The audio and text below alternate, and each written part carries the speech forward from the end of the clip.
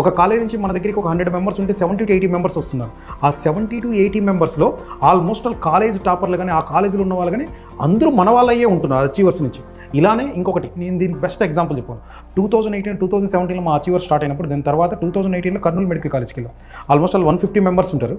ఆ 150 మెంబర్స్లో మా దగ్గర ఒక జస్ట్ 18 మెంబర్స్ జాయిన్ అయ్యారు.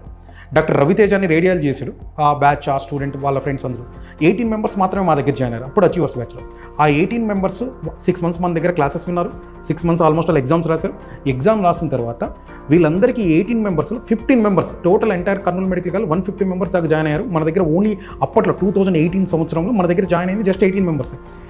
రిజల్ట్స్ వచ్చిన తర్వాత కాలేజీలో మన దగ్గర ఎవరైతే జాయిన్ అయ్యారో 18 మెంబర్స్, ఆ 18 మెంబర్స్లో 15 మెంబర్స్ కాలేజ్ టాపర్స్. ఆ కాలేజ్లో వాళ్ళ స్టూడెంట్లు మొత్తం 150 మెంబర్స్లో వీళ్ళు దరిదాపు 15 మెంబర్స్ ఆ కాలేజ్ టాపర్స్. అంటే ఇక్కడ ఏదైతే మనం ఫాలో అవుతున్నామో అచీవర్స్ బ్యాచ్లో ఎగ్జామ్స్ కానీ లేకపోతే ఫ్యాకల్టీ కానీ ఎగ్జామ్స్ ఇదివరకు అన్నట్టు మన ఎగ్జామ్స్ ఆల్మోస్ట్ మనం ఎలా ప్రాక్టీస్ చేపిస్తాం అనేది మోర్ ఇంపార్టెంట్. ఒక క్లాస్ జరిగిన తర్వాత ఎవ్రీడే క్లాస్ జరిగితే మేము సెల్ఫ్ అసెస్మెంట్ ఎగ్జామ్ పెడతాం. ఆ సెల్ఫ్ అసెస్మెంట్ కమిట్మెంట్తో లైవ్ ఎగ్జామ్ పెడతాం.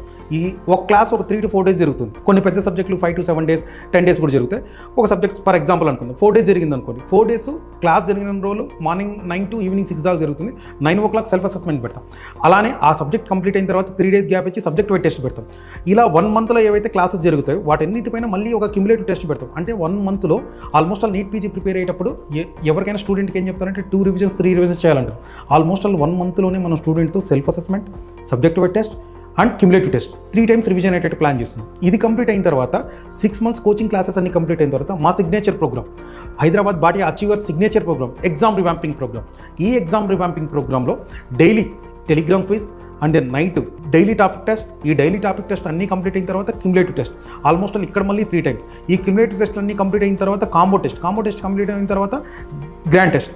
సో ఆల్మోస్ట్ ఒక స్టూడెంట్ టెక్నికల్గా 3 times రివిజన్ చేయాలంటే మన కన్స్ట్రక్టివ్ స్ట్రక్చర్డ్ ప్రోగ్రాంలో క్లాసులు స్టార్ట్ అయినప్పటి నుంచి self assessment and then subject wise test, cumulative test అలా 6 months క్లాసెస్ అన్ని కంప్లీట్ అయిన తర్వాత మళ్ళీ examination cycle Telegram quiz, daily topic test, cumulative test, combo test and grand test.